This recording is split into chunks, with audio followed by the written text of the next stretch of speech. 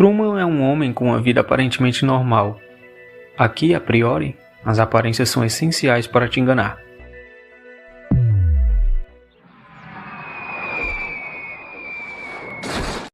Sente-se uma estranheza ao ver que, mesmo tudo parecendo fluir normalmente, Truman não demonstra muita comodidade em algumas relações, principalmente no início de cada dia.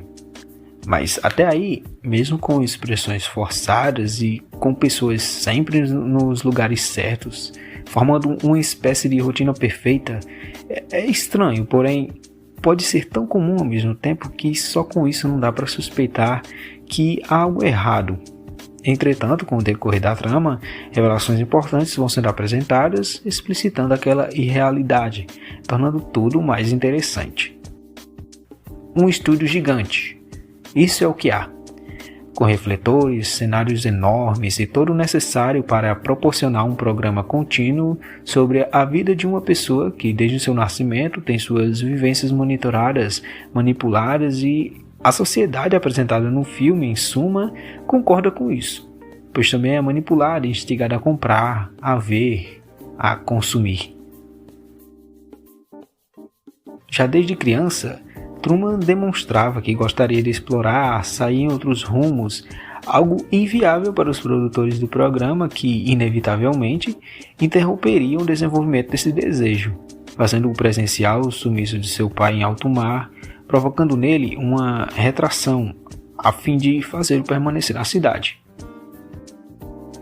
Bom, tudo se trata de uma programação para a TV bem organizada e com bastante audiência. O tempo de tela e as oportunidades que um programa desse porte proporciona são tentadoras, além, é claro, do retorno monetário, tanto para quem produz, atua e para quem anuncia. Por isso, há vários anúncios bem descarados que te fazem perceber que há algo estranho. E quando já se sabe que tem alguma coisa em comum, a atenção se volta para o personagem principal e cria-se aquela expectativa e apreensão de que, cara, tá esquisito, faz alguma coisa. Porém, não é tão simples. Até porque você está tentando confrontar uma realidade que lhe foi apresentada desde o seu nascimento e que se reforça ao longo da vida. Como tudo é orquestrado e tem que correr como foi idealizado, uma falha logística, visto que, mesmo sendo manipulado por grande parte de sua vida, Truman tem sentimentos, vontades e é capaz de ser imprevisível, isso poderia mudar os possíveis acontecimentos e a trama em geral, o que certamente não seria vantajoso em alguns aspectos. É a imprevisibilidade que move a trama, ou melhor, o personagem imprevisível, que mais uma vez demonstra que seus sentimentos e almejos podem ultrapassar uma prisão, da qual apenas ele pode sair e, consequentemente, causar o fim de uma longa programação. Não é mais possível observar ou saber ao certo o que Truman fará depois disso, pois se foi a atração principal. Acabou-se o show.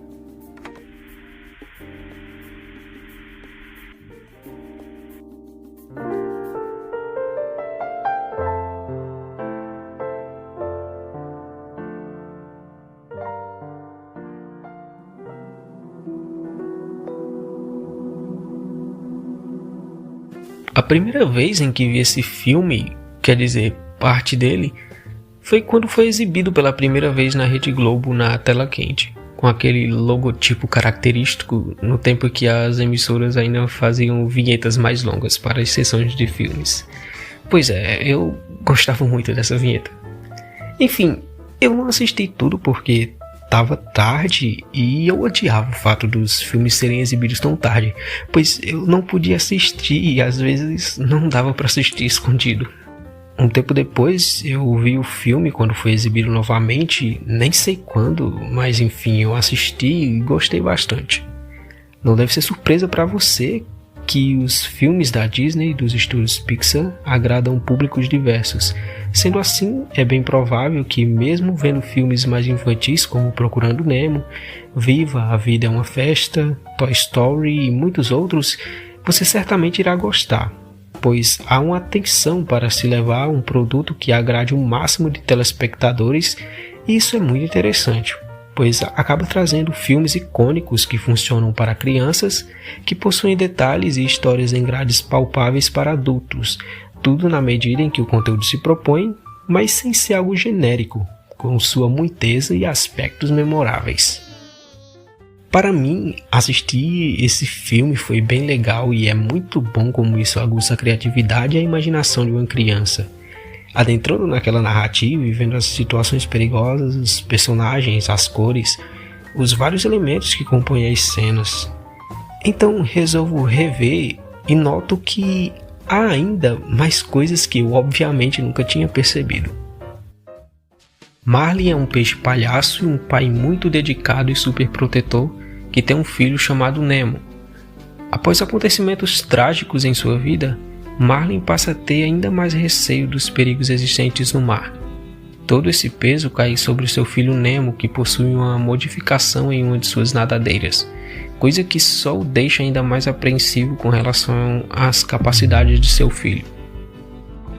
O filho, por sua vez, com o peso dessa limitação propagada, se sente ainda mais limitado com a falta de confiança e apreço do pai, que infelizmente ignora suas capacidades, recusando-se a vê-lo diferente.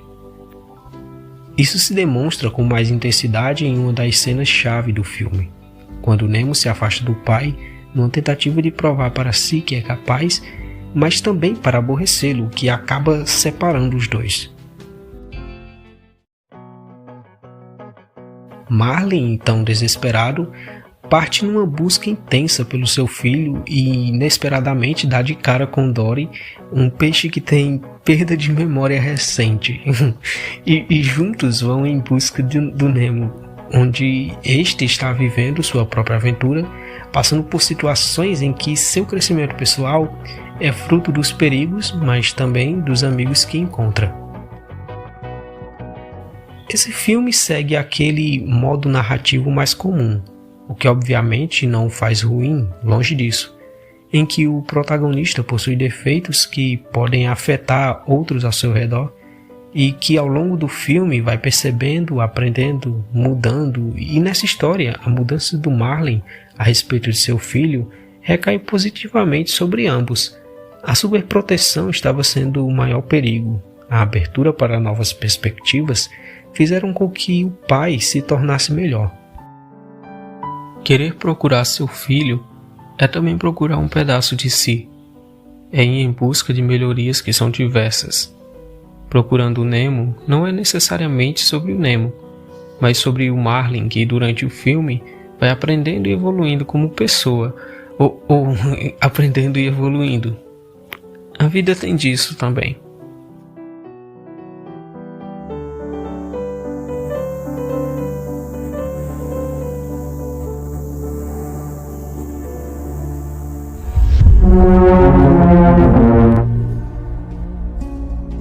Um fenômeno chamado de O Brilho, ainda desconhecido, se espalha sobre uma região agora denominada de Área X. Ele é denso, colorido, misterioso. Quem entra lá dificilmente sai. Apenas uma pessoa conseguiu sair, o Sargento Kane, que tem uma companheira, a Lena. Ela, por sua vez, reencontra Kane muito tempo após sua partida com ar de mistério. Sendo convocada, é apresentada a esse fenômeno, partindo posteriormente a uma expedição, junto com a psicóloga Ventris, Anna Torrensen, a paramédica, Josie Reddick, a física, e Cass Shepard, a geomorfologista. A Lena é bióloga. Todos resolvem adentrar o brilho em busca de dados, amostras e respostas sobre o que pode estar acontecendo. Chegando lá, percebem que ao mesmo tempo em que há beleza, há confrontos com a outra vida. Os acontecimentos naquela região são estranhos e enigmáticos.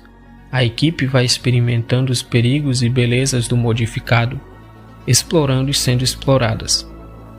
As modificações na vida local são singularmente ramificadas numa dualidade contestável, que posteriormente atinge a todas de maneiras diferentes refletindo outras passagens. Todos já passaram por algumas situações difíceis e todo o ambiente refrata isso. O brilho é como uma caixa que guarda, mas também mescla as coisas dentro. Praticamente tudo que for material se tornará abstrato em algum momento. As dores, almejos, sentimentos, tudo é absorvido e a desintegração física e mental do ser permeia aquele vasto ambiente que é sensível, forte, aflorado, constante, curioso, complexo.